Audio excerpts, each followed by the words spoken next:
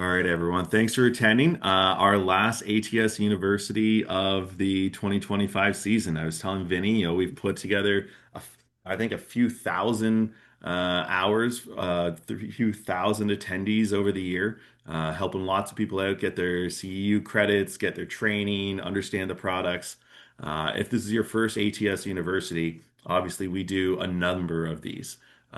We try to provide the information on the products, to the market so that people can, understand what product choices they're making.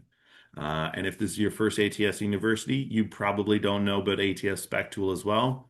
ATS Spec Tool is a partner program with American Standard, about 40 different other brands that are all available to select and configure live on the Spec Tool. This is a free program. It's paid for by our lovely sponsors, our lovely manufacturers that support us. We have everything ranging from, Division 22, all your washroom accessories, grab bars, soap dispensers, paper towels, etc., right down to healthcare grade infection control sinks, long-term care basins, toilets, everything like that, all the way over to water heaters, sump pumps, and anything else you can imagine. We're trying to get into just about anything that touches water within your building. But even then, we're expanding outside of that into like fire protection these days now. So I can't even use my line about anything that touches water anymore. Um, but yeah, that is ATS. It's just a product selection, a product configuration tool that once you've selected your product, you get exactly the model number you're looking for. You get the information like list price, you get a complete specification, and that specification is tailored to the choices you've made. All of this is available in about 10 different formats. One of those formats surely will match how your firm delivers your project to the market, whether that be Revit, a schedule on your drawings. People are putting PDF submittals on their drawings now. We've got the manufactured cut sheets, and of course, three different types of Word specs. So, if you want more information on the ATS Spec Tool side, stick around to the end. We'll have a quick demo. I'll show you how you can find the products that we're talking about today. But you can also reach out to me. I've got a whole team that is happy to do one-on-ones or help you get your firm's masters set up on the spec tool or show you how this tool might fit into your day-to-day. So that's one of the big parts of our job is working with engineers, architects, interior designers, and even design build contractors now on showing how the spec tool fits in. The other big part of my job is doing lunch and learns and webinars with my buddies at our manufacturers like Vinny down at the American Standard team. We've done a handful of these ATS universities over the years. So a thank you to Vinny for supporting us and being back again. Of course. Thank you. The last piece of housekeeping I'll note, our sessions are always recorded. I'll show you how you can find the recorded sessions afterwards on the atspec.com website. There's a webinar recording page. So if you want a refresher on this or any of the other topics, that'll be available there. I already mentioned it, but again, this is referenced with CEU events. So there's going to be a link and a code in the chat. And if you click on that link, enter the code, you can self-register, and then after the session, Vinny will, say, yes, we're done, send out the certificates. If you have any troubles along the way, feel free to reach out to me and we'll get you sorted. With that all being said, I will be mainly moderating the chat. I'm going to be keeping an eye on any questions that come up along the way, and I'll raise them to Vinny when we get to, a point that he needs a breath. And in that point, we'll unmute and bring up any questions. But thanks again, Vinny. I'll pass it over to you. All right. Excellent. Thank you, Zach. Appreciate it. So get excited, everybody. It is all about bidets today. So real quick on my, yeah, that's right. Like, get ready. Get ready. A bidet will get you ready for the day, actually. So especially if you're running late and you're gonna need a quick shower day. We're going to talk about that. Real quick, who I am, Vinny Arnisi, one of the national trainers at Lixil American Standard. Been with the company 23 years. So if you got any questions, please ask them. Zach and I will definitely field your questions today. If you have something that's unrelated to what we're talking about, but it's brand related, let us know after the call. We will definitely be interested in helping you or talking about whatever it is that you have going on. So let me start by sharing my screen. Before I do that, just behind me, I just want to let you guys know American Standard's 150th year of being in business is this year. We're celebrating this year. So you see it behind me here, along with my program that I run nationally in the U.S. at the moment. It's called Trade Up, and this is plumbing advocacy for the next generation of professionals in the plumbing industry. So we go to schools, we go to unions, Votex, high schools, plumbing community colleges, anywhere we can get in front of the next generation and advocate for what an amazing career this is, how much money you can make, and if these are students working in the field already and they're working on our products, we will come and bring our products and do a seminar troubleshooting deep dive on our products to help their day to day. So if you guys have connections there, I know this is a US based program, but we will come into Canada as well and help educate your next professionals that are coming up. So let me start by sharing. Let's start there. See if we can get it right. We got it right. I am going to hit the presenter. You guys let me know what you see. If you see anything. We see the PowerPoint right now, Mm, not full screen. Hold on, my computer is doing something weird. Pausing, pausing. Okay, now you should see it. Swap. Now you see the full screen, yes? Perfect. Looking good. He's a Okay, pro. great. Pro, I'm a pro for the moment. We'll see in about 5 minutes, Zach. Zach put the link in the chat. There's a QR code there if you want to scan it. If you're not able to type in the link, that will take you to the CEU events site, which you can then register for this event and make sure you get your credit. If you don't have a AIA or IDCEC number, that's okay. We'll still send you a certificate of completion as well. And I'll pop this back up as well at some point at the end. So it's a good day to use a bidet seat, which we're going to talk about the difference of your traditional ceramic bidet versus the current modern bidets or spalets, as we like to call it. This is AIA, NKBA, and IDCEC accredited. So you can get credits for this if you are any of those organizations. Best practices. I'm not going to read through this, but basically, I'm not allowed to talk about the brands during the presentation. That's the CEU rules.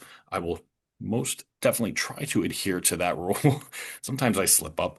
But before we start, obviously, I can give you a couple little tidbits of factual information here. What we're looking at is the copyright. This CEU was done in 2018. We are updating this CEU because there are a whole lot new of technologies that have come up. The building you're looking at is actually the original headquarters of Standard Sanitary and American Standard when they merged in the late 20s and became American Standard. This was the headquarters in New York City, in Manhattan. And this is actually now the Bryant Park Hotel. I believe it's a hotel. But as you can tell, the architecture was made to look like a radiator. So this was the American Radiator Building. So that was the whole design behind it, was to look like a whole radiator. It does kind of look like that. So that's the brief history of Standard Sanitary and American Radiator. We combined, we became American Standard in the late 20s. So that being said, I will not talk about the brands at the moment. So what's our objective today? What are we gonna learn? We are gonna understand the features and benefits of using bidet technology, and more so on the electronic side, and the users who can benefit most from it. So who are we talking to? Who's our target audience when it comes to this? And I'm going to tell you, it's everybody. Everybody can use a bidet, but there are specific demographics that can utilize this more, or actually have better solutions to their issues, to their problems, which we'll talk about. So the agenda. We're going to first start off with what is a bidet, or a bidet, as it's called. What is a bidet seat? The benefits of using a bidet seat, especially versus a traditional ceramic bidet. User groups and their needs. Any misconceptions of bidet technology, specifically by Americans. and then the future of bidet seat use in the US. I will say when I do introductions of myself and I go to schools, my introduction is what you guys heard. My name is Vinny Arnisi. I work for Lixil 23 years. My next question is, show of hands, who has used a bidet seat or bidet in general? Zach, did I freeze? Am I okay? Looking good. Okay. I saw a little freeze on my end. Make sure we're good. So I usually introduce that. It's an icebreaker, especially with students, the next generation of plumbers. Uh, you get all the giddiness and the laughs out of the way, and then you really get down to brass tacks as to why this is a great product that solves so many problems, and that's what we're gonna talk about today. Usually by the end of those classes, I get a lot of students, or the beginning of the classes, they're skeptical. At the end of the class, they all want a free sample. So we're doing something right when it comes to educating them. We just need to, all of us need to educate the public or the next generation on what this technology is. So when you ask, what do you think about bidets? I ask this question a lot. Maybe too much sometimes. It's, people think Vinny's kind of weird. He's asking these intimate questions. So these are the answers I get. I think it'll be messy and miss my butt. Bidet, what is a bidet? I don't even know what that word means. It's too expensive for me. I don't want cold water hitting my private areas. These are all very valid comments, right? I don't have an outlet next to my toilet. I can't do it. I don't have enough room in my bathroom for one, right? Because people have the perception of the original ceramic bidet, which is a whole ceramic toilet, right? Toilet paper works fine, right? Not my kind of thing.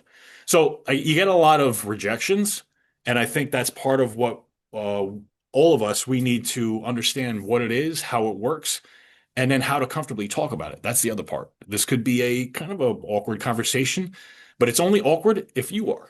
If you're not awkward talking about it, they will loosen up and they will be okay talking about it.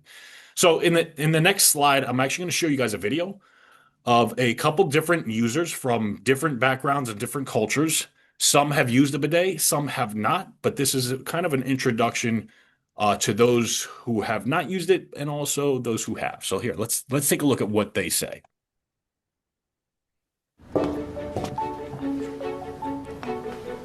読んでいただいてありがとうございます。Take four. What are your feelings about the bidet? ビデ。Bidet. ビデはすごく一般的なものです。我所有的朋友都试过，就只有我一个人没有试过。India has been using it for a very long time. I mean, I've never tried it before. I've traveled to over 50 countries before, including Japan, and I've seen those shower toilets. 特にビデがあるからって言って、驚いたりとかはしないですね。I've only seen it once at my friend's house. I've tried a trigger spray before, but it's not very comfortable. And let me tell you, the Westerners, they are just catching up. I'd like to see how it goes. 那就试试吧。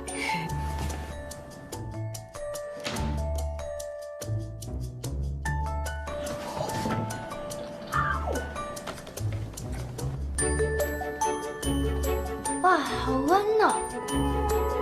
This looks like a Wii controller.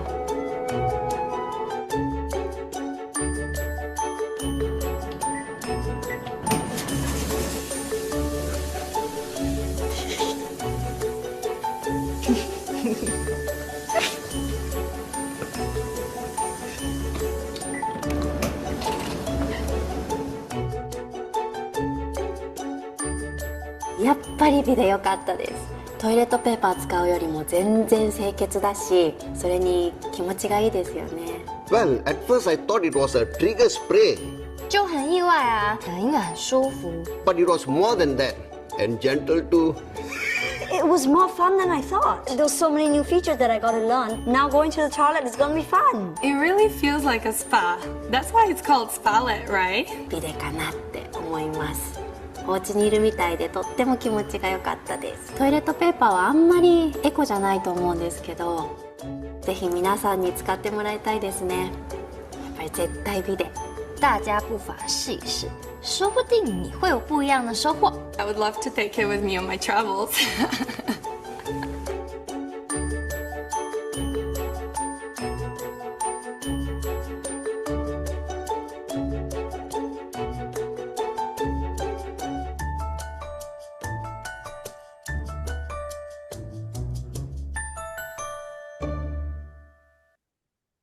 All right.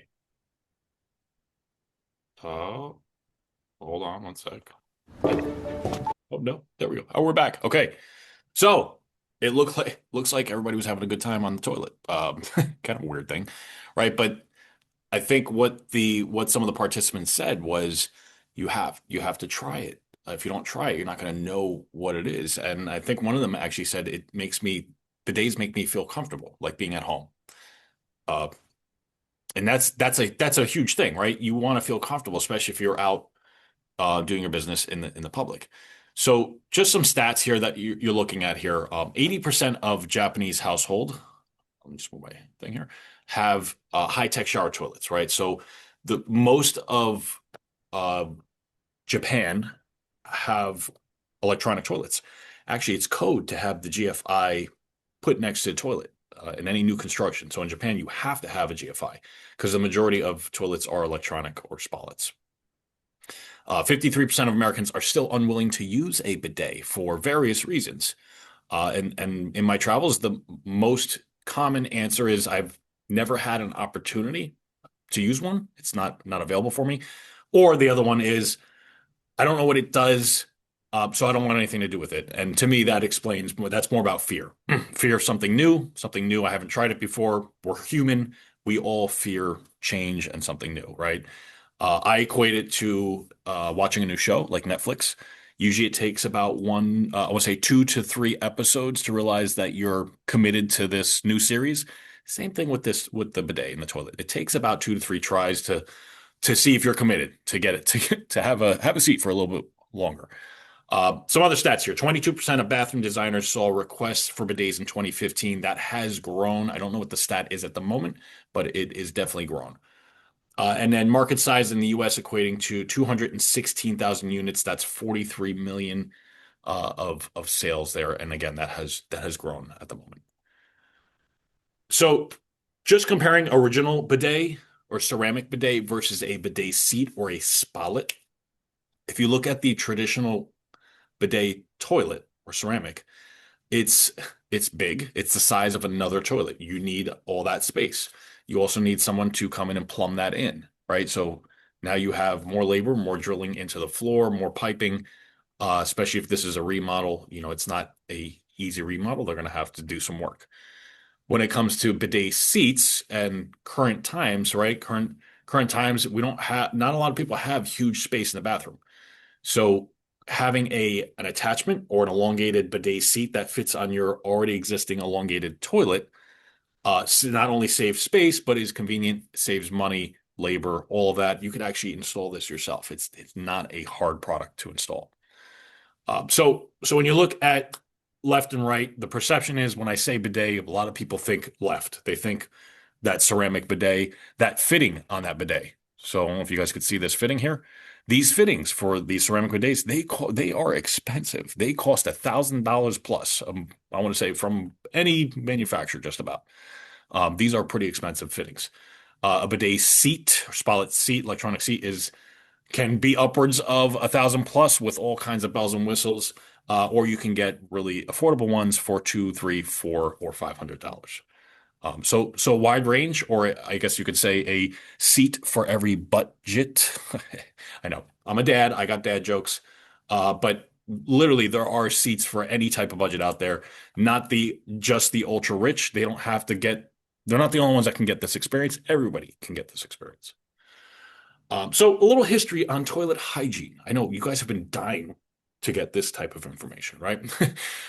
Back in the day when there was, we didn't know what to do. We just used our finger. We wiped our finger, what I wiped our butts with our finger. Pretty gross, right?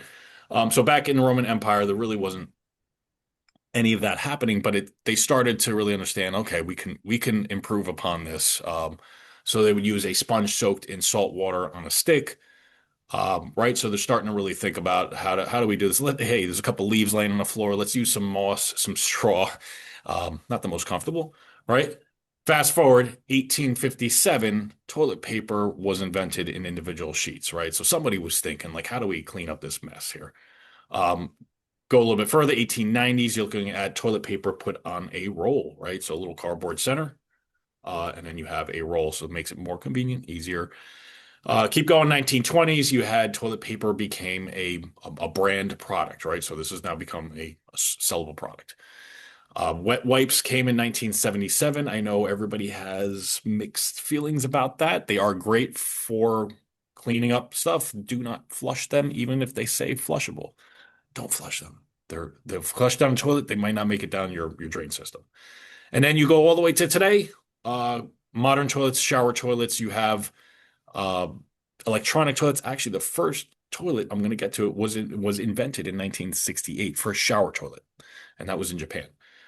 So when you take a look at the stats here, popularity of shower toilets is definitely rising. Japan shares 80% of that market share because most of the electronic toilets are coming from Japan and Asia. Europe trend is rising. Again, these stats are higher. This will be updated soon. So these numbers are actually higher. Uh, Going back to the original time of bidet, the traditional bidet before ceramics, before all that, you're looking about around the 1700s, and this did actually originate from France, where taking a bath or a shower in the 1700s was not a common daily thing, especially if you were not wealthy. If you were not wealthy, you were not bathing often.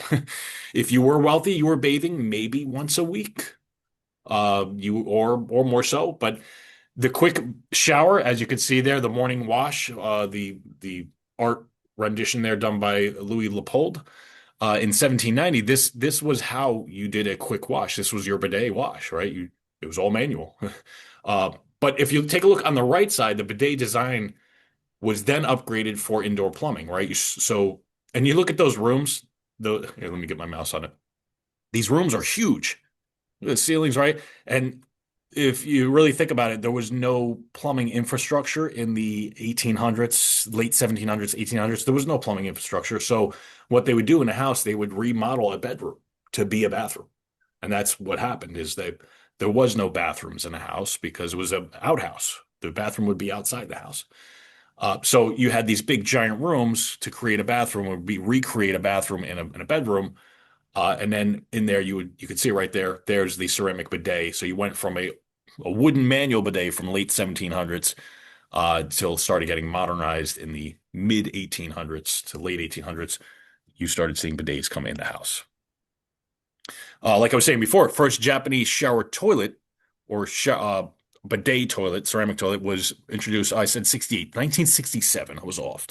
So 1967. Enax, which is the predecessor of the Lixil brands, that actually was the first shower toilet. And you can take a look at it. It's kind of, I would say it's ahead of its time, actually. It's got a little foot pedal for bidet action. And then the first bidet seat was followed in 1976 by the same company. It was called the Santarina, I guess, for sanitizing, right? And the F1 because it's a sporty toilet seat. It's going to be fast, right?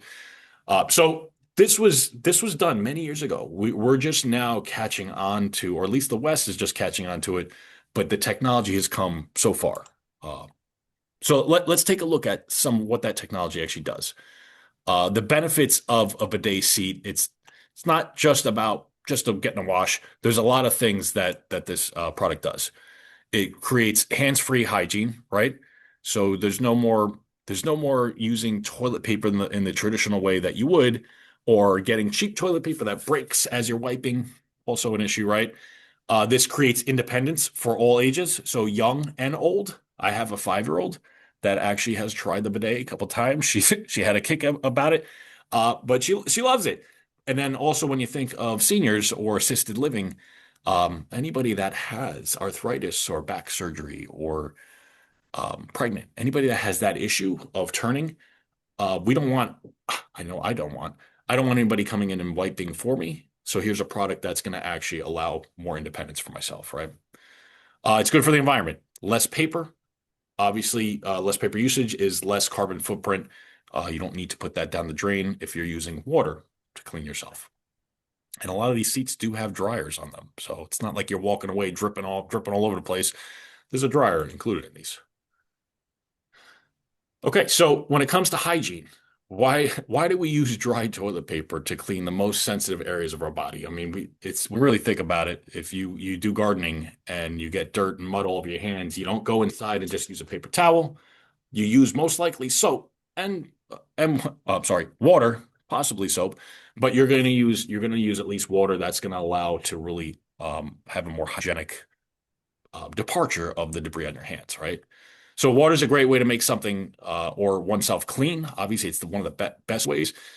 We use it to wash our bodies because it's effective, it's comfortable, it leaves us feeling refreshed. You literally wash away the stress of the day. That's what it is. That's what's happening, right? Bidets reduce the threat of contact between hand and feces, which again, when you think about certain demographics, seniors or children, not always are they able to reach and wipe properly and effectively. So this is where this type of product can actually help with any of that. And again, it doesn't matter what the age group is. I will share a story of one of the instructors that I did work with has a severely disabled son. That's an adult son, and it took many years. Bathroom experience was an issue. He ended up getting a bidet for his son. It has changed the whole experience. It has become a fun event, a comfortable event. So when you think of things like that, people that have disabilities or even learning disabilities, fears, this is something that can actually help with that. I guess we're just talking about comfort. So when it comes to comfort, a lot of manufacturers have included comfort features that allow the user to be less nervous or more comfortable to enjoy the product. And what that means is a heated seat. The first thing I tell plumbers, especially in the Northeast or in Canada, right? It's cold in the winter. So sitting on a hot seat on the toilet, once you do that and then you have to go sit on a cold seat, man, everybody gets mad about it. It's an issue. But once you go back, you can't, once you go to heated seats, you can't go back. It's a kind of a thing, right? So heated seats are fantastic. Water pressure settings, so you can adjust depending on the model, 1 to 2 settings on the entry level models. The more advanced models have about 5 settings of heat, 5 settings of water pressure. You can change the nozzle positioning for front and rear cleansing. So if you have different anatomies and different sizes of people, you don't have to shift on the toilet seat. You could just hit a button where the wand shifts for you. Some of them have deodorizers that help clean up the air in the bowl. So it's like a charcoal deodorizer. Dryers, again, you don't drip everywhere. This is a dryer, does help you dry off. And then some of them also have music for relaxation and privacy. They are eco-friendly, right? So this is a product that will create less of a carbon footprint. When you think about paper and how much paper we use daily, when it comes to just printing and everything, but toilet paper in general, 27,000 trees are cut down every day in order to provide toilet paper. It's kind of insane. So on the eco-friendly side, we had a question come in, and Yeah. I think it's pretty valid question here. Any statistics or understanding of, say, an overall apartment's water usage, or you mentioned long-term care, like a senior's home usage for total water consumption of with bidets versus without. Is there any sort of differentiation there that explains, a building as a whole, how much it might affect overall water usage? So, yes, I don't have those stats on hand. But if you do have, whoever asked the question, if you do have, Zach, if you have their email address, I can get those stats. And if that helps you guys and then if anything, 100%, like I was saying, this is all getting updated. Yeah, it's So going to be in the 2026 CEU. yeah, yes. But if you need that info now, I can get that research pulled and then shoot that over to you guys. Yeah, shoot me an email. We'll tag you in with Vinny. Definitely. Number wise, I don't have, but I do know from previous projects that have been worked on when they did install bidet seats, they did notice morale, first of all, went up, less usage of toilet paper. So toilet paper wasn't getting replaced as often. But as far as numbers on usage, water gallons, and money saved, that info I will get to you guys. That I'm interested in seeing all that updated info as well. So hang tight. We'll get it for you guys. Uh, so purchasing a bidet seat can cut your toilet paper spending by 75% or more, as water is meant to clean where toilet paper is usually used. I will say I use a bidet daily. I still use toilet paper. I don't have a model that has a dryer. I'm testing one currently that is more of an entry level. Uh, when using the dryer, it's not a blow dryer like for your hair. So it's not like it's not pumping out, 40,000 BTUs. It's it's a small dryer. So it takes a little moment. So I still use a little paper, but I don't use as much as I used to pre-bidet ownership. So keep that in mind. It definitely is good for the environment. It's good for us using less paper. But speaking about the environment, here's why we shouldn't use wet wipes, or we can use them. Here's why we shouldn't flush them. Here, let's take a look. What people flush down the toilet is causing trouble in our sewer systems. Take a look at this photo of items that were flushed, causing a major clog in Fargo. While it is common sense that most of the items, like clothing, should not go down the drain, there are other household items that you may be flushing and shouldn't. Natalie Naya shows us how labels can be misleading and end up costing all of us money. That's exactly my question. That's the reaction people are having to this photo of what a Fargo, North Dakota lift station pump pulled out of the sewer.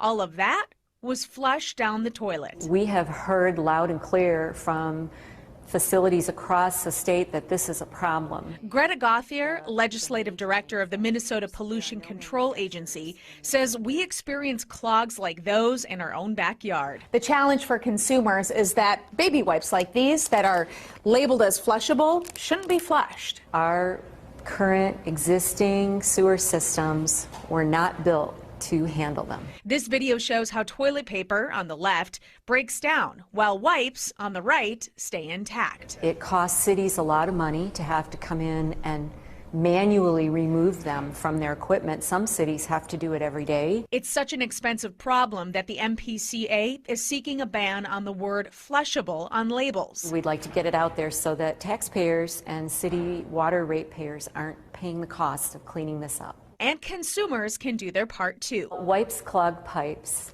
and your toilet is not your trash can. So we have nothing against using the wipes, just put them in the trash.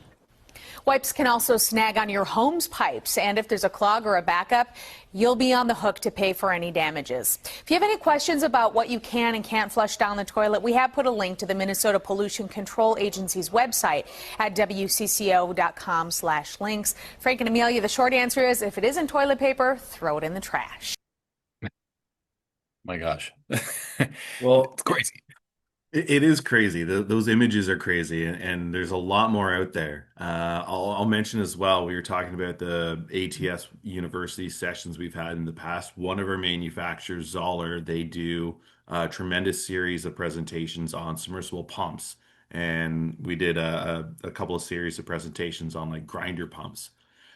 That's not even the whole solution as well. Like there's a whole other set of trouble once you grind it all up. It goes to the whole municipal sewage treatment plant and they have to remove it. So you really, you can grind it up and get it through the pipes, but then you've got to deal with it at another spot as well in the wastewater treatment plant. So there's no good solution other than, don't flush the wipes.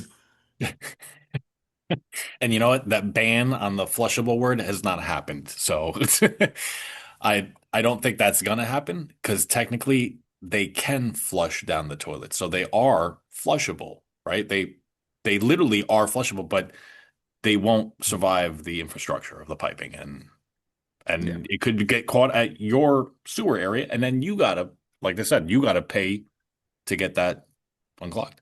Yeah. Well, and if you look at the video, I think it might have been before the internet shipments had really started heavily. And now you've got a ton of manufacturers that are direct to consumer, advertised online. Good luck getting the nomenclature updated. Yeah, no, it's going to be tough. So don't flush them. I guess that's the moral of the story. Throw them in the garbage.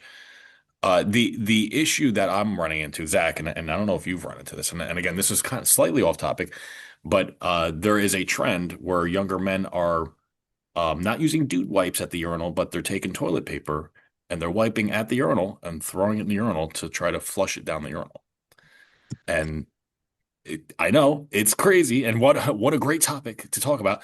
But this has been going on, and it's great to clean oneself, but to not use a urinal as a trash can. Same thing as a toilet should not be used as a trash can for wipes.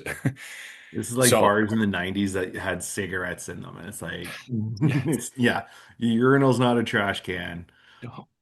no, and that'll cause all kinds of issues because that's a tiny little trap in those.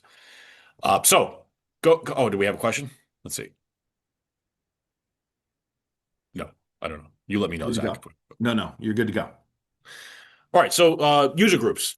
So jumping back to bidets, we'll get off the urinal topic.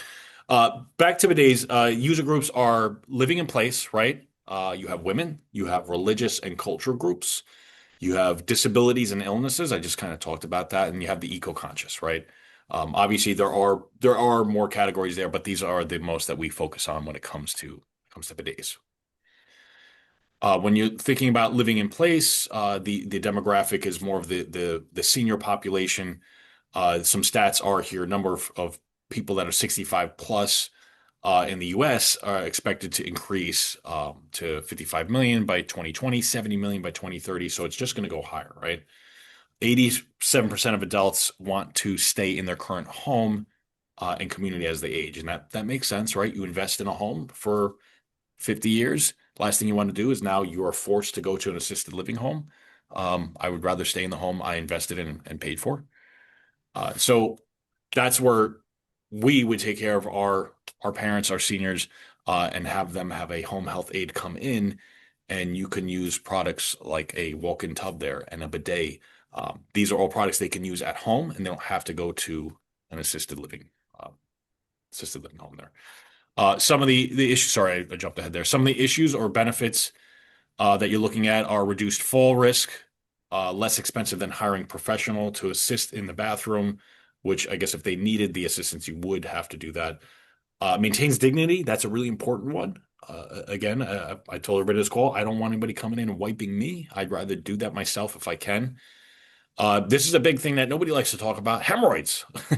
The more you sit on that toilet and scroll on the phone for hours, well, hopefully it's not hours, the more chance you can get of getting a hemorrhoid, because in that position you're relaxing the muscles, but hemorrhoids tend to happen from sitting on the toilet too long, and constipation. So a bidet definitely helps with that, reduces spread of bacterial infections, and also helps with UTI.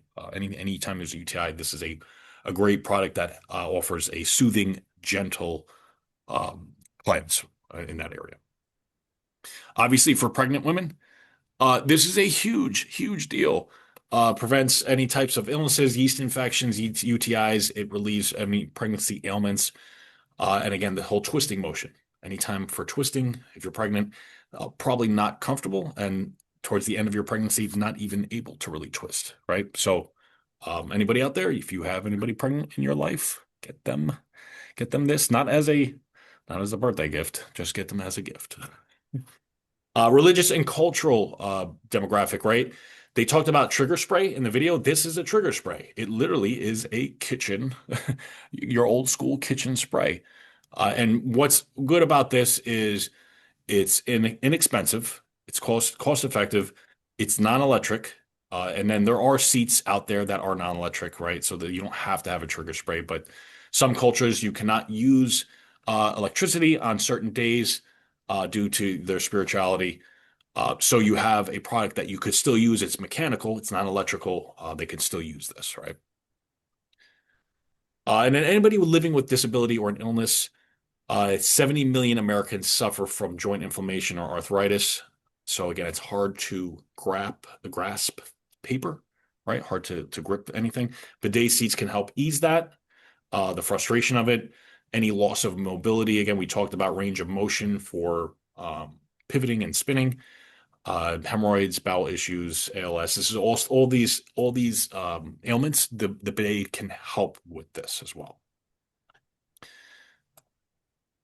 We talked about it, eco-conscious, great for eco-conscious people. It's a reduction in toilet paper, reduction of shower use, right? Again, you're running short on time for a shower, you do a quick shower. Can be installed on water-saving toilets, so on 1.28 gallon per minute, a gallon per flush toilets, even on the 1 gallon, these will work really well. And many bidet seats have an eco power saving mode, so it kind of shuts off for X amount of time, 8 hours, 10 hours. So some of the misconceptions and objections to bidet technology. We talked about it before, but here's what you could say in place. So somebody says, I don't have enough room in my bathroom for one. Then you say, that's okay. That's okay. Bidet seats install on your existing toilet. As long as you have an elongated toilet, that could work easily. They don't take up any additional space. Excuse me. The next objection I usually get is I don't like the look of the seat or remote. Sometimes bidet seats can have a very bulbous look here, like a ski slope. And a lot of times that's because it houses a reservoir for the hot water. Some of them have an instant heat, like this one is an instant heater, so you don't see a big ski slope. There is no reservoir. Some of them do. So it all depends on the model, the features. So there's a lot to look at there. Same thing with the remote. This one has a side knob, so it's not a remote model, but other models have a remote where you could hang on the wall. Like here, the retort is many homes in Japan place the bidet toilet in a separate area. They almost compartmentalize it. They shut it off. It's its own activity center. And then there's also low profile seats and models with side controls, right? So you could take the whole toilet and bidet out of view, compartmentalize it, if that's what you don't like the look of the seat or the remote. Messy water spray. This girl's an influencer. She's great, actually. This is what the people say, that I think it'll be messy and miss my butt, or I won't be able to clean up properly. Here's the retort. The nozzle angle is designed to hit you in the correct areas, right? So it's sitting at a certain degree. It's not in the line of sight or the line of path of waste coming down. Not that you're doing that while the bidet's on. So with plenty of adjustability on these nozzles, you simply sit on the seat as you usually would. So it's nothing to worry about. And again, this is all education of trying it, right? Just like you would go buy a car, you would test drive a car, right? Just like anything else, you would test drive a bidet, as you should. You should go to a showroom, see what it is, see how it works. Same thing as you go into a dealership to test drive a car. Kind of weird, right, when you think about it with toilets, but you're investing, right? You're investing in a product. So when it comes to cost, bidet seats can start at $50. Basic manual setup, or up to $800 for an electric bidet seat. Maybe even a little bit more now with new features, upwards to $5,000 for an integrated smart toilet. That's actually a really good budget model. Not a budget model, but a really good effective price, cost effective. There are some models that go up to $10,000, $15,000. Do they need to be that much? Probably not. There's models out there that have similar features or the same features with more cost-effective measures. Break-even point for a manual bidet is less than 1 year when considering toilet paper savings, right? So when you think about how much you spend on toilet paper, you could be saving an equal amount of that after 1 year of using a bidet. Self-installation is possible for many bidets. I think I talked about it earlier. It's very easy to install. No additional plumbing required. You don't have to pipe in hot water. A lot of people ask me that. There's no plumbing in hot water to these. And a standard 120-volt power outlet is required. If it's not found near the toilet, you'd have to just get that put in. Anytime you're doing a remodel, put in a GFI, because eventually you might want to have one. I would say just put in a GFI anywhere from 8 to 10 inches from the toilet, and then the actual bidet seat electrical cords are usually about 3 to 4 feet, so they do reach. Public bidet use. A lot of people ask me about this. There's really not a reason to be afraid to use public bidets. In Japan, most toilets out in the wild are bidets, or they have a bidet attachment on them. They are sanitary. I know a lot of people will debate that.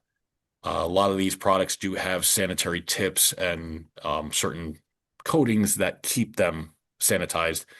But remember, the user does not come in contact with the nozzles at all. They're situated at an angle where nothing is touching them. Dual nozzles ensure ideal angle and eliminate splashback. A lot of models out there or manufacturers use a single wand system. Why is that no good? I don't want a single wand washing my front and my back. So if you have two wands, you have one that's for anterior and one that's for posterior. So one for the front and the back, two separate wand systems. It's a lot more hygienic. Nozzle shutter covers nozzles when not cleaning, so it's always keeping them kind of concealed. And think of it as using a shower, not a toothbrush, right? So this is more like a shower setup. It's not a toothbrush just hanging out, and it's going to be, unless you scrub your. I will get away from that joke. That was a bad joke. So, did I skip a slide? Nope, that was it. Does anybody have any questions? That was bidets in a flash. Actually, I think we're right on time. We're about 10 minutes. So, anybody have any questions? Yeah, we can kind of pause here. I'd love to talk a little bit more about kind of public areas. What Yeah, you've definitely. seen when it comes to, barrier-free installation. If you're doing a public restroom these days, you must ensure that some element, some percentage of it is, barrier-free, right?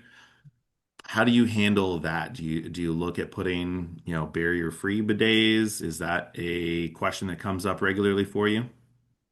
So, a lot of the time, at least in the U.S. market, you won't see bidets out too much in the public, just mainly being code wise, and it just hasn't caught on here. But if you do, as far as barrier free, you're usually going to see a bidet like in a restaurant or like a We've had showroom or law store. offices a lot. I think one of the more common applications where we've had it requested for a public area would Yeah, be the private washrooms. So it's kind of semi-public of like law firms yeah, or high-end financial institutions, where it's kind of, it's a public facility, but it's the private washroom. So it's kind of a bit of a gray zone. yeah, I'll give my recommendation anytime this yeah, comes up. Obviously, we try to match and make sure that the bowl matches the seat. We are obviously looking for, elongated bowls. We're looking to ensure that the distance from the um, like the posts to the front of the edge match and align. Looking at our height to make sure that we do fall into the appropriate height, whether it's general use or barrier free. And then realistically, it's a conversation to have with your AHJ. This is a unique area where you're going to have to talk to the authority having jurisdiction, advise them, hey, we've had this specific request from a client. These are all the steps that we're doing to meet it. Can we get an allowance for a closed front seat? Because that's really the biggest challenge yeah, is the public area must have an open front elongated seat, and none of these models are open front elongated. So correct. obviously keep that in mind anytime you are putting these into a semi-private, a public office or anything like that. You do need to have a conversation with your AHJ and advise them of, what the request is, why you're requesting it, and get an exception. Yeah. I was going to actually add on to what you just said. When it comes to hospitality and hotels, these units are usually put in rooms that do not have ADA specifications. So Yeah, they get around that because at least in the US, I know it's a little bit harder to get these in public spaces. yeah, absolutely. So I'm gonna take over the screen share here for just a quick second. We can, feel free to pause me. We got lots of time here. If anybody has a question on the bidet side that you want to jump in on, but I figure while we've got a couple of minutes here, let me show how you could select, configure, and get the specification documents that you might need for these spotlit seats that you might be looking to add to your projects. Um, So first and foremost, like I mentioned, ATSspec.com. This is a free site for all those in the design community. It's paid for by our lovely manufacturer. If you want to learn more about which manufacturers are available on the tool, you can go to the manufacturers tab. If you want to find the recording of the session today, you can go to this Architects and Engineers drop down, the Learning Hub, and then our webinar recordings. And here you'll be able to find the presentation we talked about today. You know, the last one that we did with Lixil on the commercial plumbing systems. We talked about barrier-free code. You know, the cast iron pipe that we were talking about earlier in the, you know, in the kind of pre-presentation. We talked about a wide variety of topics are all included and covered here, from partitions to pump sizing to, you know, barrier-free design, etc. Up in the top right corner, you'll see the login button. This is again tied to your account. Your account is going to be within your firm. So let's say Vinny and I both have started up our design build contractor firm. We have accounts on here. We can share projects back and forth together. I could start the selection, and then Vinny's meeting with an owner gets feedback that says, hey, we want to have bidet seats on our private washrooms. He would be able to log in, find the project, revise the selection, and download the current documents. One of the big keys about us being partnered with these manufacturers, the manufacturers pay to be on our system. They pay us to manage and organize a ton of data for them. That's really what ATS is doing these days. A big part of that is we are given visibility and information about the upcoming discontinuances, model number changes, feature updates that need to be updated in that data. What that means is that project that Vinny and I were working on, where, you know, we make the selections now, but we're really going for bid out in March.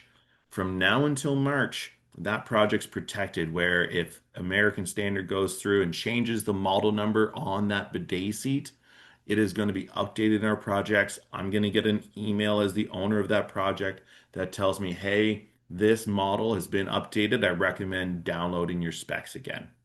Now, if we have a lot of these projects and we're doing, you know, a ton of long-term care projects where the owner of that, you know, of that facility has 10 projects we're working on this next year, we could set up what we call as a master, which is for repeat work. It might be your specialty as a firm. You do a lot of long-term care, hospitals, schools, restaurant chains, where you have a set standard and you can add that entire standard. That standard will now be kept up to date. And then when you have a new project, you simply drag and drop from the master into your project or quick spec here. And that's kind of a quick explanation of this quick actions bar. Again, you know, we are just going to create a folder with varying levels of detail. A quick spec is, as it sounds, the fastest way to make a selection.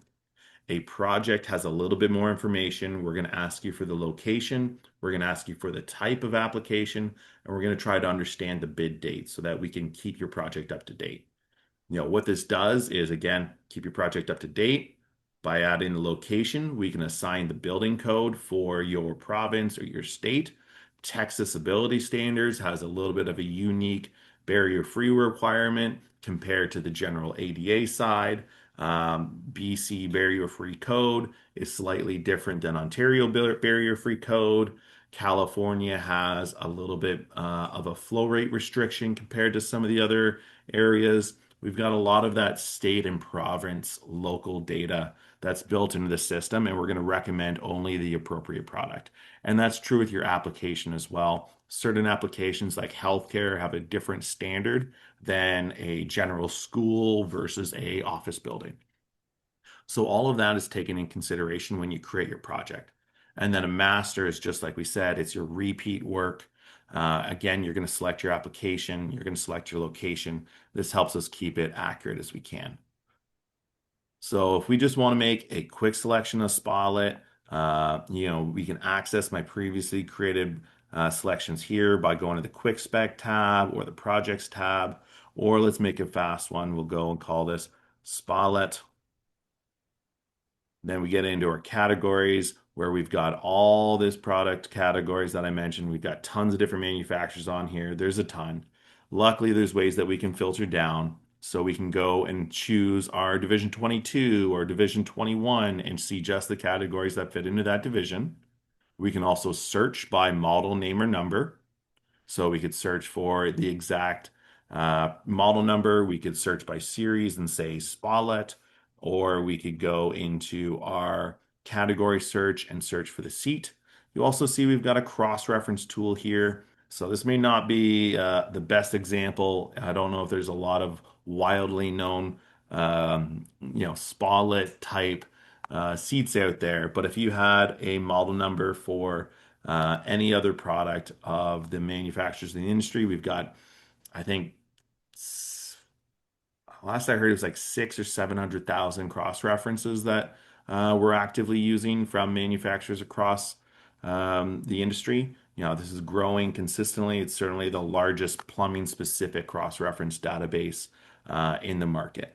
So you could search by manufacturer, find the model, and then it will take you to the point and selection in the system. But for now, we're just going to go into our seat category. I'm going to check the category tile here. And then you can see we've got multiple manufacturers in here, pretty open and easy to find what you want. But if we're looking for a bidet toilet seat, we could filter this down by, American standard if we want to get more specific, if we have a preference. And then we've got, 6 different options here. You can see this one's been recently discontinued. So it's going to, again, you would be notified if that one is in your selection and you're unable to select it now going forward. So we can look for that top of the line option that we were talking about. You want it to blow dry you, you want heated seats, you want it to sing with you. I think this one does your taxes. It's got the built-in deodorizer as well. Makes a coffee for you too. Makes coffee, breakfast, sends all the notifications to you. I hear it's got an AI feature now where it'll do your groceries. It'll actually go poo for you. It'll do it for you. It's ow. But if you really want to know what any of these products do, whether it's seats, fixtures, faucets, showers, the manufacturer's spec sheet is embedded into the system as well. So beyond allowing you to select any options and configure to get exactly the model number that you want, the system does have the manufacturer's spec sheet embedded into the system as well. If there was additional options like this is available in black, white, green, then we would make that an available selection. But for now, because this is just a basic single selection, we make it, add more drawings. So if we want to present 2 options to our owner group, hey, here's the high-end option, here's the more basic budget-focused option. We could go down to say our manual operated version that we were talking about. Make a quick selection, and then we can hit complete. So from here, you could then call this, Spalet with heating, bidet seat, manual operation. And then down here, you can see the download button. You can see our spec assist option. We can copy these to different projects as well.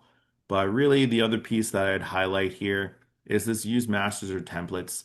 So this is more of a general feature, maybe not specific to our Spalet seats. But I mentioned if we had recurring work, if we have, a hotel brand that we work with 10 times throughout the year, where we want to build out the rest of this project, we could go through. These are, the branded hotel master that I'm going to build for my team.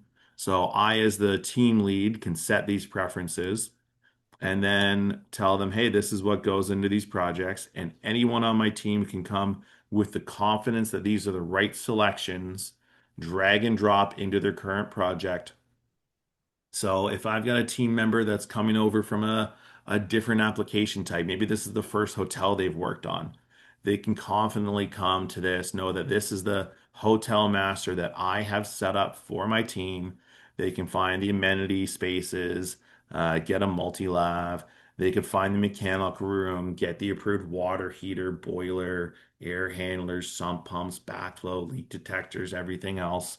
Or, focus on the guest suites and get the various shower and basin and bathtub options.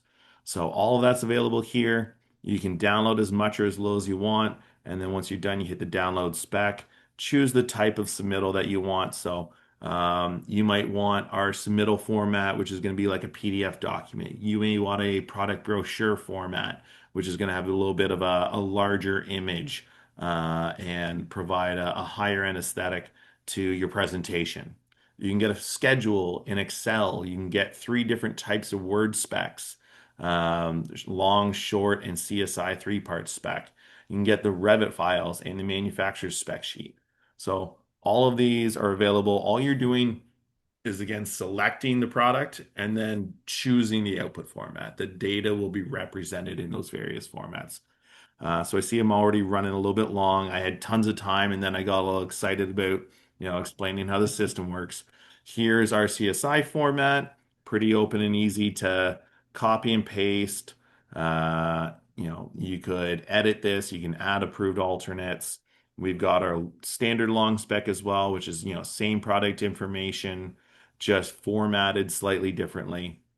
You have the manufacturer cut sheet format that I showed, where you've got title page, the manufacturer's cut sheets versus our submittal. So the submittal is always going to, again, have, every single time we're getting the configured model name and number, we're getting spec verbiage that matches the features that you've selected, and it's going to show all the options that are available. So there's the product brochure that I referenced as well. We'll pop that open. Clear title page. Nothing too crazy here.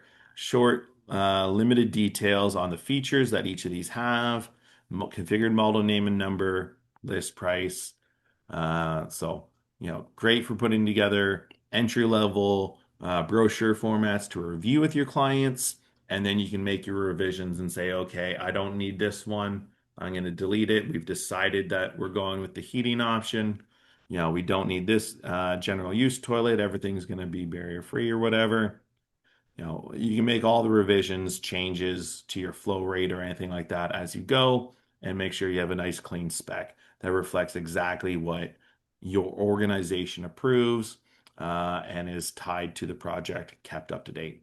So that's the really, as quick as I can be version of Spec Tool. I always say that I can do it faster than I think I can, just because there's too many features these days to try to explain. But if you want a more detailed version, reach out to me, Zach at atspec.com. Myself, any of my team across Canada, US, happy to do a one-on-one, show you how the system might, fit your delivery process. If you would like information on the bidet seat program, there's a couple of additional questions that came in on case studies and applications. Feel free to reach out to me and I'll get you paired up with Vinny to go over those case studies. And of course, if you have any challenges with getting your CEU credits, we will have an email out shortly that's going to list the link again. If you have challenges logging in, anything like that, just let us know. We'll get it sorted between the American Standard team and ATS. It's one of our great partnerships over the last, maybe not all 150 years, but at least over the last 30 or 40 years has been a long-term partnership between ATS and American Standard. So thank you all for attending. This is our last ATS University of 2025. I think you actually had the pleasure, maybe, or at least American Standard has had the pleasure of being the bookends. We opened the year with American Standard, and I think we went over showers, and then we closed with bidet seats. So ran the whole gamut in the bathroom. Thank you for your time this year, Vinny. I really appreciate your presentations. They're informative. I see all the chats in here saying, thanks for making it interesting. Thanks for having fun with this. It was informative and very, fun. So very much appreciated that. And thank you to all the attendees for spending your time with us. Looking forward to seeing you again in the new year. All the best. Happy holidays. Happy New Year. happy celebration of whatever you celebrate. All the best. Bye for now. Thank you, Zach. Thank you, guys.